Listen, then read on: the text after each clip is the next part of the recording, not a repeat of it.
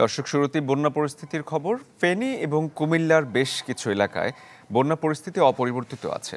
রোববার বৃষ্টির কারণে নোয়াখালীতে আবারও পানি বাড়ছে দুর্গত এলাকায়। কুমিল্লার গোমতী নদীর পানি খুবই ধীর গতিতে কমছে, আর নতুন করে প্লাবিত ব্রাহ্মণপাড়া এবং দেবিদ্বার উপজেলার বেশ কিছু গ্রাম ভেঙে পড়েছে যোগাযোগ ব্যবস্থা। নেই বিদ্যুৎ সংযোগ। ১৪ গ্রাম, নাঙ্গলকোট ও মনোহরগঞ্জ উপজেলায় পানি কমে বেড়েছে দুর্ভোগ। ফেনীতে বৃষ্টি হওয়ায় কিছু এলাকায় আবারও পানি বেড়েছে। সেনবাগ, বেগমগঞ্জ, সোনাইমুড়ি ও সদরের কিছু এলাকায় জলযানের অভাবে পৌঁছাচ্ছে না ত্রাণ। রাঙামাটি কাপ্তাই লেকের পানি বেড়ে প্লাবিত নিচু এলাকা।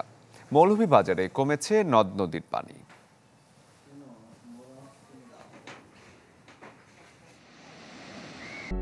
যদি চাও টেস্ট, স্বাদ হট টমেটো সস বেস্ট।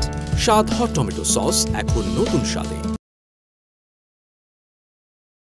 দর্শক, বন্যা পরিস্থিতির খবর জানাতে চট্টগ্রামের ফটিকছড়ি থেকে সহকর্মী রনি দত্ত আমাদের সাথে যুক্ত হয়েছেন। রনি, আশেপাশের এলাকায় দেখতে পাচ্ছি খুবই বিধ্বস্ত একটি অবস্থা। কি খবর সবশেষ আপনার কাছে? শরীফ, এখানে আসলে আমরা আছি এখন ফটিকছড়ির পূর্ব সোয়াবিল। আসলে এই এলাকাটিতে আমরা গত পরশুদিনও কিন্তু এখানে আসার চেষ্টা করেছি, কিন্তু এখানে আসতে পারিনি, এত পানি ছিল। তো পানি এখন যেটা দেখছি সেটি পানি এখন কিছুটা কমে গেছে, কিন্তু পানি কমে যাওয়ার পরে আসলে বন্যার যে ক্ষতচিহ্ন সেগুলো কিন্তু আবার আমাদের এখানে স্পষ্ট হচ্ছে। এখানে আমরা সোয়াবিলের যে ভাঙার দিঘির পাড় এলাকায় এসেছি, এখানে কিন্তু আমরা যেটা দেখছি এখানে প্রচন্ড রকম এই এলাকায় যে ক্ষতিগ্রস্ত হয়েছে, যে সড়কটি রয়েছে তাদের আসলে মূল সড়ক, সেই সড়কটি কিন্তু আসলে পুরোটাই দেখছেন আপনি, পুরোটাই ভেঙে গেছে। পানির যে স্রোত, সেই স্রোতের কারণে পানি পুরোপুরি একেবারে ভেসে গেছে। এই ছাড়া আরো অন্যান্য যেসব এলাকাগুলোতে আছে, আমরা এই এলাকায় অনেকগুলো এলাকায় আমরা এখানে গেছি। এখানে মূলত যে ফসলি জমি, মাছের ঘের এবং পোল্ট্রি ফার্ম থেকে শুরু করে বিভিন্ন যে বাড়িঘর, সেখানে কিন্তু অনেক ক্ষয়ক্ষতি হয়েছে।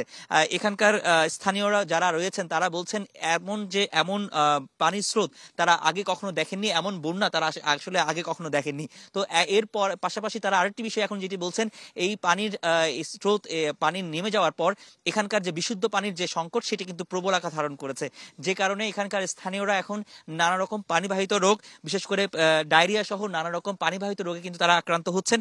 এবং সেই কারণে তারা যে প্রশাসনের কাছে দাবি করছেন যে প্রয়োজনীয় ওষুধ এবং খাবার পানি এবং একই সাথে ওট সাইলেনের তারা আসলে এখানে দাবি করছেন। যে পরিমাণ এখান থেকে তারা পাচ্ছেন সেটি প্রয়োজনীয় তুলনায় সেটি পর্যাপ্ত নয় বলে আমাদেরকে জানিয়েছেন। তো সার্বিক এই পরিস্থিতিতে আমরা বিভিন্ন এলাকায় ঘুরে দেখছি, ফটিকছড়ি যেসব এলাকাগুলোতে এই ধরনের হয়েছে, শুধু ফটিকছড়ি না, মিরসরাই থেকে শুরু করে বিভিন্ন এলাকায় কিন্তু একই ধরনের এই বন্যার কারণে এই সমস্যাগুলো, ক্ষতচিহ্নগুলো আমরা এখন স্পষ্ট হচ্ছে। তো এই ছিল এখানকার সবশেষ অবস্থা। শরীফ, রনি, ধন্যবাদ আপনাকে।